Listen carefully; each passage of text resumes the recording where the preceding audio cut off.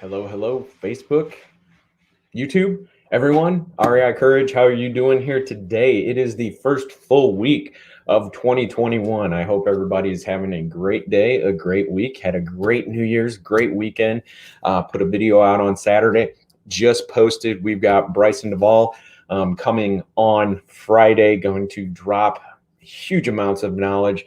Had a conversation with him last week, and man, it's going to be one of those where we're going to probably have to cut it short because of how much information he's going to be dropping. We literally blinked and it was a half hour just going. And guy's a wealth of knowledge. I can't wait to have him on Friday. We're going to have some other guests here in the next couple of weeks I'm excited for. And so, yeah, getting back into 2021. And the reason I made this post is here's why your intuition wasn't wrong.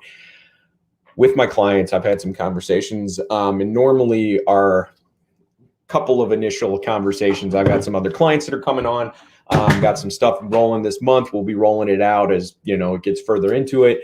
Got other partnerships that are brewing. So it's going to be a great month, great year, 2021. 2020 was the year of transformation, adversity, whatever you want to call it, shifting, and really, really hope that it helped everybody kind of find out more who they are and how they go. And that's why I decided to make the second video of this year. Here's why your intuition wasn't wrong. One of the things that normally happens with my clients when we start consulting, people want to know that their intuition or they have a compass of how to connect, something that would give them a warning sign that they can trust to help them make decisions. And what I normally hear with people that have trouble trusting their intuition, there's also normally a phrase that goes along with that out in the world where people don't listen to me or it doesn't happen. Well, what ultimately the projected outward happens is that people don't listen. Well, really what it is this thing of my intuition isn't correct. I don't listen to my intuition. I don't listen to those things that help me move forward to where I'm wanting to go. Or they couple of examples I love talking about is I made a decision based on my intuition, but my intuition was wrong. It actually led me down a path and it was very uncomfortable. Well, as we get into those conversations, I ask okay, you came into this conversation, you came into this decision, you were going to make a decision, it ended up taking you down a path, and you've judged that it wasn't accurate. It wasn't a proper decision in the moment. How did that process go? And normally what we end up happening, and I don't know if anybody else fits this, but it's happened with me numerous times until you start cultivating this muscle. Listening to your intuition is a muscle. Getting out of your head and into your feelings, into your emotions, into what you are actually going to be, operating from as kind of a inner compass, northern star. I don't know what you want to call it or what it is for you. For me, it's intuition. Other people, it's gut, emotions, whatever that is for you. But what I normally find in this is my gut told me A, and then ultimately I convinced myself it wasn't accurate and I went ahead and did it anyway, or I convinced myself out of it and, Uber ended up making $100 million and I'd be a millionaire now, right?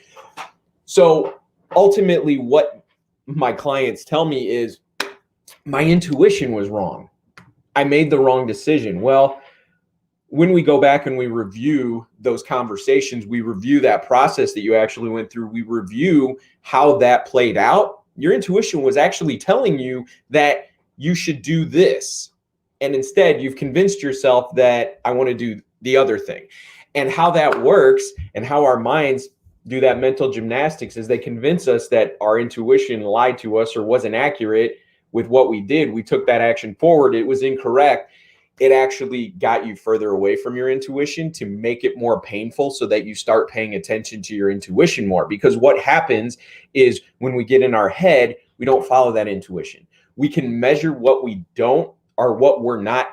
We can measure what we're going to lose if we follow our intuition. We normally can't measure what we could gain if we followed that intuition. So therefore, at that point, Kyle Cease is the one that said that greatly is, if you can measure it, you can't measure what you can gain. You can only measure what you're going to lose. And so at that point, your head gets involved and says, well, if I go down this path and I follow my intuition by, signing up with this company versus not signing up with this company, you start going mentally of, I could get this, I could get this, I could get this. Well, it also might cost me this, this, and this, and this. And then you're starting to measure it and you're in your head. That is not intuition. So what ultimately has happened is you didn't trust your gut. You didn't take that leap of faith. You didn't trust in your abilities. You had doubt at some point that creeped in. Now, that's not saying that trusting your gut isn't also going to put you in positions where you're going to have to grow. It's going to put you in, it can put you in positions where you may end up not having a great experience. And how that works out is we can't see everything. We are measuring an experience immediately or possibly shortly after you trust your intuition as whether or not that feeling is valid. Well, here's a story that they talk about of kind of how that operates is us trying to mind read or predict the future. And therefore, we are trying to create what we believe our intuition is trying to lead us to instead of just following along with life and following that path and working and doing what your intuition calls.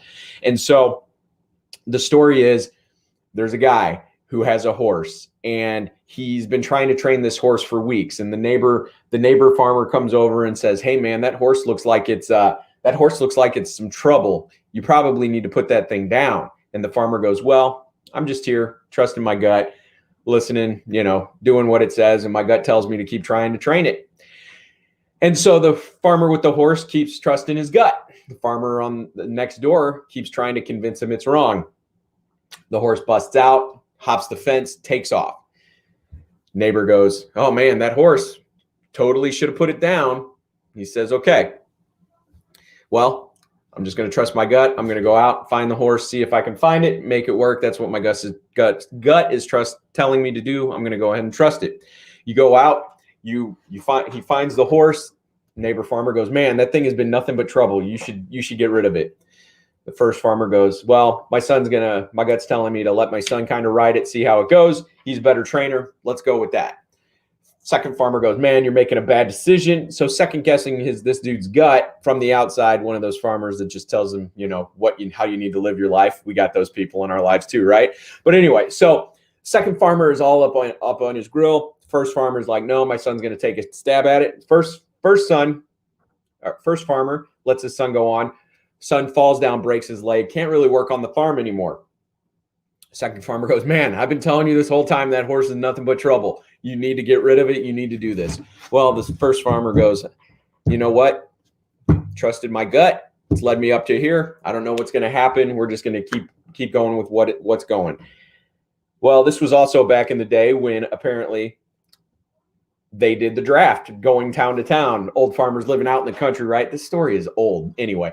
But the army comes into town and realizes the son, who is of the age to be drafted in the army, has a bum leg. He's got a broken leg and he can't perform out in the army. And so they say, well, you've got a broken leg. We're going to give you a pass. We're going to go on to the next town and start drafting as well. So even though this guy's gut was telling him all these things, if we measured it in the first couple of instances, it would have looked like it was a bad decision. But ultimately, because the army came into town and this guy's gut had no idea, couldn't measure it, just kept going with what his gut said and it, acknowledging adversity instead of trying to judge the outcomes and plan it out. Aim, ready, fire. Like, do enough to know that you need to move forward, and then adjust from there. That's the process. So your gut, your intention, your intuition, your emotions, whatever you're going to call it, is never going to be wrong. It is connecting with a source that is outside of what you can see. We have blind spots. We have blind spots all the time. Our reticular activating system can only absorb 7 pieces of information at a time. And so as you start gaining in awareness, as you start improving your life, as you start elevating those things, your reticular activating system will start noticing different things, will start bringing awareness to you, and your body filters that in specific ways. So Joe Dispenza is a great guy. Some of his books are great as far as going into that. Landmark Forum talks about that, seeing your blind spots. Like, there are tons of books. If you want to get more in touch with how your intuition works and how to tap into that and really become powerful through like trusting in yourself and realizing how that works. My clients are good examples of that. But those books will be great. Direct message me if you've got some questions on how to get more in touch and how to really, really embrace your intuition and kind of that. I won't say it's a superpower, but it's one of those things that is one of those things that is not actively worked on in business.